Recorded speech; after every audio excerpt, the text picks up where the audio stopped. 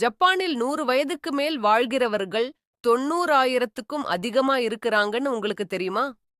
உலகிலேயே அதிகமான நூற்றாண்டு வாழ்நாள் கொண்டவர்கள் ஒரு நாட்டில் இருக்கிறதுனா அது ஜப்பான் தான். இதுக்கு மாறா அமெரிக்காவில மக்கள் உடற்பயிற்சி கூடங்களுக்கு, ஊட்டச்சத்து மாத்திரைகளுக்கு, புதுசு புதுசான உடற்பயிற்சி செயலிகளுக்கு ஒவ்வொரு ஆண்டும் கோடிக்கணக்கான பணத்தை செலவு பண்றாங்க.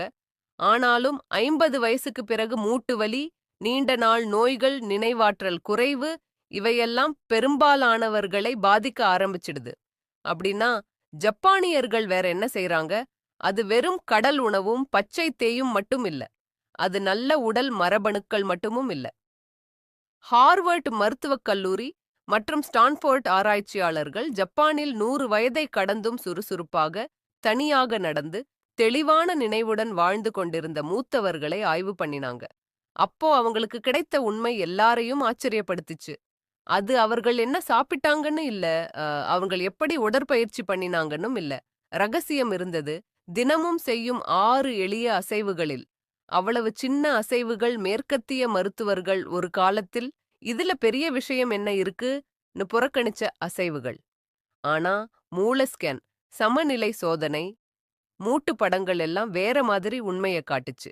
இதுல இன்னொரு ஆச்சரியம் என்னன்னா, இந்த அசைவுகளில் ஒண்ணு தினமும் வெறும் 2 நிமிஷம் செய்தாலே வாழ்நாளில் 7 வருடம் கூடும் என்பதோட தொடர்பு இருக்குன்னு கண்டுபிடிச்சாங்க. நீங்க 50 வயசுக்கு மேல இருந்தா முட்டிகளில் கடினம், உடல் வேகம் குறைவது, மனசு மங்குவது மாதிரி உணர்வு வர ஆரம்பிச்சிருந்தா இந்த வீடியோவை விட்டு எங்கும் போகாதீங்க.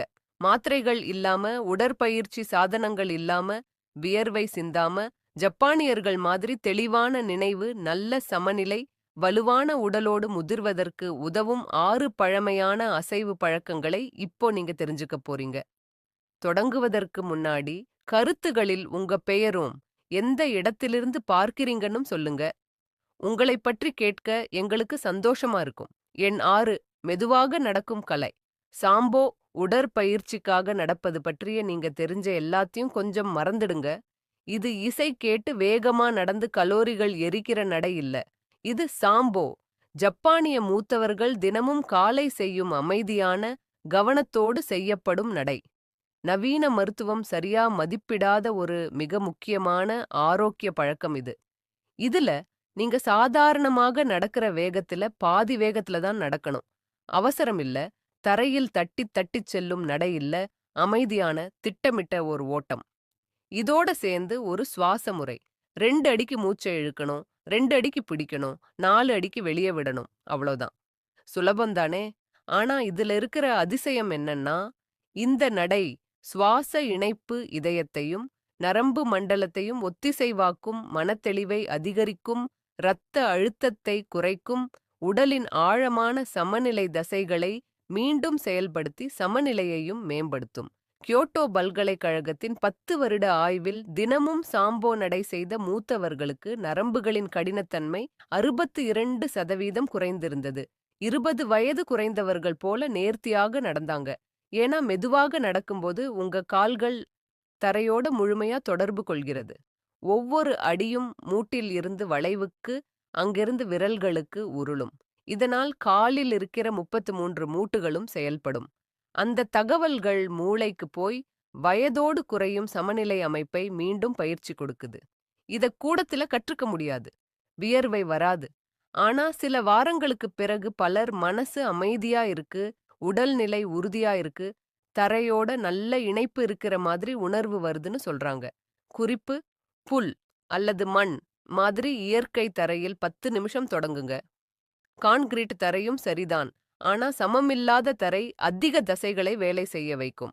நினைவில் வையுங்க, இது வெறும் நடை இல்ல. இதுதான் ஜப்பானியர்கள் தினமும் தங்கள் உடலையும் மூளையையும் ஒத்திசைவாக்கும் முறை. நீங்களும் செய்யலாம். எண் 5 ரேடியோ தைசோ. ஒரு நாட்டையே அசைய வைக்கும் 3 நிமிட காலை பழக்கம். ஒவ்வொரு காலை சரியாக 6:30க்கு ஜப்பான் முழுக்க வானொலியில் மென்மையான பியானோ இசை ஒலிக்கும். அது செய்தி இல்ல, வானிலை அறிக்கை இல்ல. அது ஒரு அறிகுறி. இளம், முதியர் எல்லாரும் ஒரே நேரத்தில் அசையத் தொடங்க போறாங்கன்னு. அதுக்கு பெயர் ரேடியோ தைசோ. 1928இல் உருவாக்கப்பட்ட 13 மென்மையான நீட்டிப்பு அசைவுகள் கொண்ட 3 நிமிடத்துக்கும் கொஞ்சம் மேலான ஒரு தொடர். அலுவலக ஊழியர்கள், பள்ளி குழந்தைகள், மூத்தவர்கள் எல்லாரும் இதை தினமும் செய்றாங்க. இது கடினமான உடற்பயிற்சி இல்ல, வியர்வை சிந்துறது இல்ல, நீண்ட நேரம் நிலை பிடிக்கணும் என்பதும் இல்ல. கை சுற்றுகள், முன் வளைவுகள், பக்க நீட்டிப்புகள், முழங்கால் உயர்த்தல் எல்லாம் மென்மையா ஓர் ஓட்டத்தோட சிரிப்போட செய்யப்படும் அசைவுகள். 8000த்திற்கும் மேற்பட்ட மூத்தவர்களை கொண்ட ஆய்வில் தினமும் ரேடியோ தைசோ செய்தவர்களுக்கு விழும் விபத்துகள் 40% குறைந்தது. நீண்ட நாள் முதுகுவலி 55% குறைந்தது. 80 வயதிலும் இடுப்பு, தோள் மூட்டுகள் முழு இயக்கத்தோட இருந்தது. ஏன் இது வேலை செய்கிறது? ஏன்னா இந்த அசைவுகள் மூட்டுகளில் உள்ள இயற்கை திரவத்தை தூண்டுகிறது. அதுதான் மூட்டுகளுக்கான எண்ணெய் மாதிரி. அது இல்லன்னா 50க்கு பிறகு கடினம் சீக்கிரம் வந்துடும். இதுல சிறந்த விஷயம் என்னன்னா, இதுக்கு வெறும் 3 நிமிடம் 15 வினாடி தான். உங்க சமையலறையில உங்க இரவு உடையிலேயே காலணிகள் இல்லாம கூட செய்யலாம். குறிப்பு: எழுந்த உடனே செய்தா அதிக பலன். அந்த நேரத்துல உடலில வளர்ச்சி ஹார்மோன்கள் அதிகமா இருக்கும், தசைகளும் நல்லா பதில் கொடுக்கும். இது வெறும் நீட்டிப்பு இல்ல, ஒவ்வொரு மூச்சோடும் ஒவ்வொரு எளிய அசைவோடும் நடக்கும் புதுப்பிப்பு. எண் 4: ஆழமான உட்கார்வு. மறந்து போன மனித நிலை. டோக்கியோ பூங்காவில் நடந்து போனா 70-80 வயது மூத்தவர்கள் குதிகால் தரையில் பதிய, முதுகு நேரா ஆழமாக உட்கார்ந்து பேசிக்கிட்டோ வாசிக்கிட்டோ பொன்சாய் செடி வெட்டிக்கிட்டோ இருக்கிறத பார்க்கலாம். இப்போ நீங்க முயற்சி பண்ணி பாருங்க. இங்க 50க்கு மேல இருக்கிற பலருக்கு 10 வினாடி கூட அப்படி உட்கார முடியாது. இது நெகிழ்ச்சியின்மை மட்டும் இல்ல, ஒரு பழக்கம் நம்மள விட்டு போயிடுச்சு. நாற்காலி. ஜப்பானில் தரையில் உட்கார்றதும் குனிந்து இருப்பதும் உடற்பயிற்சி இல்ல, அது வாழ்க்கை முறை. அதனால்தான் அது சக்தி வாய்ந்தது. 5000த்துக்கும் மேற்பட்ட மூத்தவர்களை 12 வருடம் கண்காணிச்ச ஆய்வில் 2 நிமிடம் ஆழமான உட்கார்வு பிடிக்க முடிந்தவர்களுக்கு உதவியுடன் வாழ வேண்டிய நிலை 70% குறைவா இருந்தது. இடுப்பு இயக்கம் நல்லா இருந்தது, முழங்கால் வலுவா இருந்தது, சுயாதீனம் காப்பாத்தப்பட்டது. உடல் இயக்க ரீதியாக இந்த உட்கார்வு இடுப்பை முழு அளவில் திறக்குது, மூத்திர கட்டுப்பாட்டுக்கு முக்கியமான தசைகளை வலுப்படுத்துது, முதுகெலும்பில் அழுத்தத்தை குறைக்குது, கணுக்கால்களை நெகிழ்வாக வைக்குது, மூட்டுகளுக்கு ஊட்டம் தருது. குறிப்பு: சுவரோட அல்லது வலுவான நாற்காலி கிட்ட ஆரம்பிங்க. குதிகால் தரையில் நிலைக்கலன்னா கீழ சுருட்டிய துணி வைங்க. ஒரு நாளுக்கு சில முறை 20 முதல் 30 வினாடி பிடிங்க. மெதுவா நேரத்தை கூட்டுங்க. இது வெறும் நீட்டிப்பு இல்ல, உங்க உடல் எப்படி ஓய்வெடுக்க, சீரமைக்க, மீண்டும் நேர்த்தி பெற வடிவமைக்கப்பட்டதோ அதை மீண்டும் நினைவுபடுத்தும் நிலை இது. ஒருமுறை இதை பழக்கமா ஆக்கிட்டா, இந்த வீடியோவை பார்க்கும்போது உங்களுக்கு முட்டியில் வலி அல்லது கால்களில் பலவீனம் ஏற்படுகிறதா? 50க்கு பிறகு இது சாதாரணம் அல்ல. நான் ஒரு இ-புக் உருவாக்கியுள்ளேன். அது வெறும் 7 நாட்களில் கால்களின் வலியை அதிகரிக்கும். அதில் சரியான பயிற்சி மற்றும் உணவு முறை உள்ளது. அதை யூடியூபில் விளக்க முடியாது. லிங்க் விவரத்திலும் பின் இணைக்கப்பட்ட கருத்திலும் உள்ளது. முன்னாடி மாதிரி உட்கார உங்களுக்கு மனசே வராது. எண் 3: ஒரு காலில் நின்று சமநிலை. மூளையை வலுப்படுத்தும் பயிற்சி. ஜப்பானில் முதிர்வுக்காக மருத்துவர்கள் மாத்திரைகள் மட்டும் எழுதித் தர மாட்டாங்க. அவர்கள் சொல்லுற ஒரு மருந்து என்னன்னா, தினமும் 2 முறை 1 நிமிஷம் ஒரு காலில் நின்று பயிற்சி பண்ணுங்கன்னு. கேட்க சிரிப்பா தோணுதா? ஆனா ஆய்வுகள் வேற மாதிரி சொல்றது. புகுவோக்கா பல்கலைக்கழகத்தின் 15 வருட ஆய்வில் 12,000த்திற்கும் மேற்பட்ட மூத்தவர்களை கண்காணிச்சாங்க. தினமும் ஒரு காலில் நின்று பயிற்சி செய்தவர்களுக்கு இடுப்பு எலும்பு முறிவு 68% குறைந்தது, விழுந்து மருத்துவமனை போகும் சம்பவங்கள் 75% குறைந்தது, சமநிலை மற்றும் ஒருங்கிணைப்புக்கு பொறுப்பான மூளை பகுதிகளில் சாம்பல் திசு அளவு கூட இருந்தது. நீங்க ஒரு காலில் நிக்கும்போது ஒவ்வொரு நிமிடமும் உங்க உடல் நூற்றுக்கணக்கான சிறு திருத்தங்களை செய்கிறது. மைய தசைகள், கணுக்கால், இடுப்பு, உள்காதில் இருக்கிற சமநிலை அமைப்பு எல்லாமே வேலை செய்ய ஆரம்பிக்கும். அதே நேரம் உங்க மூளையும் முழு கவனத்தோட செயல்பட ஆரம்பிக்கும். உண்மையிலேயே மயோ மருத்துவமனை ஆராய்ச்சியாளர்கள் இப்போ சொல்றது என்னன்னா, ஒரு காலில் நிக்க முடியும் திறன் உங்க கொலஸ்ட்ரால் அளவோ அல்லது இரத்த அழுத்தத்தோட காட்டிலும் வாழ்நாள கணிக்க அதிக முக்கியமான அடையாளம்னு. பாதுகாப்பா தொடங்குவது எப்படி? சுவர் அல்லது மேஜை பக்கத்தில் நிங்க. ஒரு காலை தரையிலிருந்து 1 அல்லது 2 அங்குலம் உயர்த்துங்க. முன்னால் ஒரு நிலையான இடத்தை பார்த்துக்கிட்டே இருங்க. சாதாரணமா மூச்சு விடுங்க.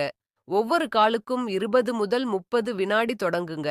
சுலபமா இருக்கு அப்படின்னா கண்மூடிக்கிட்டோ அல்லது மடக்கி வைத்த துணி மேல நின்னு பாருங்க. சமநிலை சவால் அதிகரிக்கும். ஜப்பானிய மூத்தவர்கள் இதை பல் துலக்கும் போதே செய்வாங்க. சாதாரண நாளைய பழக்கத்தை வாழ்நாளை நீட்டிக்கும் ஒரு வலுவான வழக்கமாக மாற்றிடுவாங்க. குறிப்பு: மேம்பட ஆரம்பிச்சதும் மெதுவாக தலையை திருப்புங்க அல்லது கைகளை அசைக்குங்க. இதனால் மூளை உடனடி மாற்றங்களுக்கு ஏற்றுக்கொள்ள பயிற்சி பெறும். இதுதான் நரம்பு நெகிழ்வு அதிகரிக்க உதவும். ஒரே ஒரு நிமிட அமைதியான நிலைப்பாட்டுக்குள்ள உடலும் மூளையும் ஒரே நேரத்தில் பயிற்சி பெறுது. எனக்கு நேரமே இல்லைன்னு நினைக்கிறீங்களா? நீங்க ஏற்கனவே தினமும் 2 முறை பல் துலக்குறீங்க. அதே நேரத்தில் உங்க மூளையையும் பாதுகாத்துக்கலாமே. எண் 2: தரையில் உட்கார்ந்து எழும் அசைவு. தினசரி முதிர்வு சோதனை. ஜப்பானில் தரையில் உட்கார்வது விசித்திரம் இல்ல. அது அன்றாட வாழ்க்கை. தரையில சாப்பிடுவாங்க, தேநீர் குடிப்பாங்க, தொலைக்காட்சி பார்ப்பாங்க. அதனால தினமும் பல முறை தரையிலிருந்து எழுந்து உட்காருவாங்க. ஆனா மேற்கத்திய நாடுகளில் இருக்கும் பலருக்கு தெரியாத ஒண்ணு என்னன்னா, இந்த சின்ன அசைவு, நின்ற நிலையிலிருந்து தரைக்கு உட்கார்ந்து மீண்டும் எழுவது, நீங்க எவ்வளவு நன்றாக முதிர்கிறீங்கன்னு சொல்ற மிகச்சிறந்த சோதனையாகலாம். சுகுபா பல்கலைக்கழகத்தின் பெரிய ஆய்வில் 10,000த்திற்கும் மேற்பட்ட மூத்தவர்களை பின்தொடர்ந்தாங்க. கைகளை பயன்படுத்தாம தரையில் உட்கார்ந்து மீண்டும் எழ முடிந்தவர்களுக்கு கால்தசை வலிமை அதிகமா இருந்தது, மூட்டு நெகிழ்வு சிறப்பாக இருந்தது, நினைவாற்றல் மதிப்பீடுகள் மேம்பட்டிருந்தது. அதிர்ச்சியளிக்கும்படி அடுத்த 6 வருடங்களில் இறப்பு விகிதமும் குறைவா இருந்தது. ஏன் இப்படின்னா, இந்த அசைவு வெறும் உடல் சக்தி மட்டும் இல்ல, இது நரம்பு மண்டலத்தோடும் தொடர்புடையது. இதுக்கு ஒருங்கிணைப்பு, மையதசை நிலைத்தன்மை, இடத்தை உணரும் திறன், அசைவு திட்டமிடல் எல்லாமே தேவை.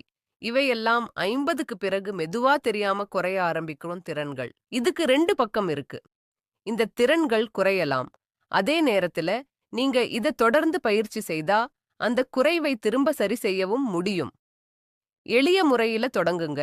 ஒரு நாற்காலி அல்லது குறைந்த உயரம் இருக்கை உதவியோட முழங்கால் மடக்கி தரைக்கு இறங்குங்க. அதுக்கப்புறம் தேவையான அளவு ஆதரவுடன் மீண்டும் எழ முயற்சி பண்ணுங்க. ஒரு நாளுக்கு 2-3 முறை இப்படி செய்தாலே காலப்போக்கில் நல்ல வலிமை உருவாகும்.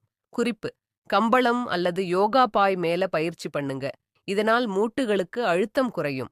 இது நெகிழ்ச்சி பற்றி மட்டும் இல்ல, சுயமாக வாழும் திறனை காப்பாத்திக்கிறது பற்றிதான்.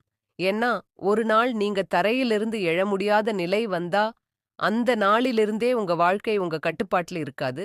எண் 1: துணி திருப்பு அசைவு. உடலை மறுசீரமைக்கும் 2 நிமிட பயிற்சி. இந்த கடைசி அசைவு பார்க்க ரொம்ப சுலபமா தெரியும். அதிகமா எளிமையா கூட தோணலாம். ஒரு துணி எடுங்க, திருப்புங்க, அவ்வளவுதான். ஆனா ஜப்பானில் தெனுகுய் ஹிபிகின்னு சொல்லப்படும் இந்த தினசரி பழக்கத்தை 90 வயதுக்கும் மேல வாழும் பலர் தங்கள் வலிமை, கவனம், இயக்கத்திறன் எல்லாத்துக்கும் முக்கிய காரணம்னு சொல்றாங்க. செய்வது எப்படி? ஒரு துணியை தோளளவில பிடிங்க, கைகளை நீட்டி மெதுவா வெளியே இழுக்கிற மாதிரி அழுத்தம் கொடுங்க. அப்புறம் இடுப்பு நேரா இருக்க, மேல் உடல மெதுவா ஒரு பக்கம் திருப்புங்க. 3 வினாடி பிடிங்க. மீண்டும் நடுவுக்கு வாங்க. அதே மாதிரி மறுபக்கம் திருப்புங்க. இந்த முழு நேரமும் துணியில் உள்ள அழுத்தத்தை விடக்கூடாது. இந்த அழுத்தம் பொதுவான உடற்பயிற்சிகளில் அதிகம் வேலை செய்யாத உடலின் ஆழமான நிலைப்படுத்தும் தசைகளை செயல்படுத்தும். மூளை ஸ்கேன் ஆய்வுகளில் இந்த அசைவு மூளையின் 2 பக்கங்களையும் ஒரே நேரத்தில் செயல்படுத்துகிறது என்று தெரிய வந்தது. இதனால் ஒருங்கிணைப்பு, நினைவாற்றல், எதிர்வினை வேகம் கூட மேம்படும். எண்கள் என்ன சொல்றது தெரியுமா? 20 வருட ஆய்வில் 15,000 ஜப்பானிய மூத்தவர்களில் தினமும் 2 நிமிடம் இந்த துணி திருப்பு அசைவு செய்தவர்கள் சராசரியா 7 வருடம் அதிகம் வாழ்ந்தாங்க. 90 வயதிலும் சுயமாக வேலை செய்ய தேவையான கை வலிமை அவர்களுக்கு இருந்தது. அவர்களுடைய எலும்பு அடர்த்தி அதே வயசு மக்களை விட 20 வருடம் இளமையாக இருந்தது. குறிப்பு: காலை எழுந்ததும் ஒரு முறை, இரவு படுக்கும் முன்னாடி ஒரு முறை செய்யுங்க. இது உங்க நாளை இயக்கத்தோடு தொடங்கி அமைதியோடு முடிக்க உதவும். நரம்பு மண்டலத்தை அமைதிப்படுத்தி மூளையை அடுத்த நாளுக்கு தயாராக்கும். உடற்பயிற்சி கூடம் இல்ல, சத்தம் இல்ல, நீங்க ஒரு துணி, 2 நிமிஷம், அதுவே போதும். பாதுகாப்பு முதலில். நீங்க இருக்கும் இடத்திலிருந்தே தொடங்குங்க. மூட்டு வலி இருந்தா, சமநிலை சரியா இல்லன்னா, பழைய காயங்கள் இருந்தா, அல்லது பல வருடங்களாக உடலை அசைக்காம இருந்தா கூட கவலைப்படாதீங்க. நீங்க தாமதமா தொடங்கல. நீங்க இப்போ தான் தொடங்குறீங்க. அதுதான் முக்கியம். இந்த அசைவுகள் சிறப்பாக செய்யப்படணும்னு இல்ல. தொடர்ச்சியா செய்யப்படணும். அதுதான் முக்கியம். பாதுகாப்புக்கான சில குறிப்புகள். எப்போதும் சுவர், மேஜை அல்லது வலுவான நாற்காலி பக்கத்துல பயிற்சி பண்ணுங்க. முதலில் நின்ற நிலையில செய்யும் அசைவுகளை தொடங்குங்க. சாம்போ நடை அல்லது துணி திருப்பு மாதிரி. ஆழமான உட்கார்வு அல்லது தரையிலிருந்து எழும் பயிற்சிக்கு உங்க உடல் பழகும் வரைக்கும் தலையணை அல்லது ஆதரவு பயன்படுத்துங்க. முக்கியமா உங்க உடலோட சொல்வதை கேளுங்க. வலி வந்தா அது முன்னேற்றம் இல்ல. சந்தேகம் இருந்தா மருத்துவர் அல்லது உடற்பயிற்சி நிபுணரிடம் ஆலோசனை கேளுங்க. ஏன்னா நல்லா முதிர்வது என்பது அதிகம் தள்ளி செய்வது இல்ல.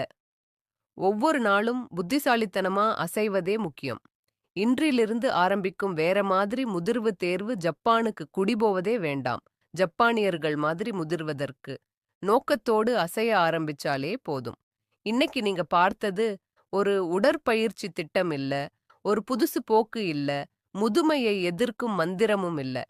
இது மனித உடலுக்கு இயல்பான அசைவுகளுக்கு திரும்பும் பயணம். நாற்காலி, திரை, சுலப வசதி நிறைந்த வாழ்க்கையில நாம் மெதுவா இழந்து கொண்டிருக்கும் அசைவுகள் அவை. இந்த 6 அசைவுகள் ஒரு நாளுக்கு 15 நிமிடத்துக்குள் முடிஞ்சிடும். வியர்வை தேவையில்லை, அதிக முயற்சி தேவையில்லை, விலை உயர்ந்த சாதனங்கள் தேவையில்லை. தேவைப்படுவது ஒரே ஒன்று. வயதை எதிர்க்கணும்னு நினைப்பதை விட்டுட்டு அத புத்திசாலித்தனமா ஏற்றுக்கிட்டு நகரணும்னு முடிவு பண்ணுவது. உண்மையான ரகசியம் என்னன்னா, ஜப்பானிய மூத்தவர்கள் இதை என்றைக்கும் வாழணும்னு செய்யல. வாழும் வரைக்கும் நல்லா, தெளிவா, வலுவா, தனியாக இருக்கணும்னு தான் செய்றாங்க. நீங்க ஒரு அசைவோட தொடங்கலாம், ஒரு நிமிடத்தோட தொடங்கலாம், ஒரு முடிவோட தொடங்கலாம். அந்த ஒரு முடிவுதான் பல வருடங்கள் நல்ல சமநிலை, நல்ல மூளை ஆரோக்கியம், நல்ல உயிர் சக்திக்கு காரணமாக மாறலாம். இப்போ உங்களிடமிருந்து கேட்க ஆசைப்படுறேன். இந்த அசைவுகளில் எது உங்களுக்கு அதிகமா பிடிச்சது? முன்னாடியே ஏதாவது செய்து பார்த்திருக்கீங்களா? இல்ல இப்ப தொடங்க போறீங்களா? கருத்துக்களில் சொல்லுங்க. எல்லாருடைய கருத்தையும் நான் படிப்பேன். முடிந்த அளவு பதிலும் தருவேன். ஏன்னா முதுமை என்பது நாம் சகித்துக் கொள்ள வேண்டிய ஒன்று இல்ல.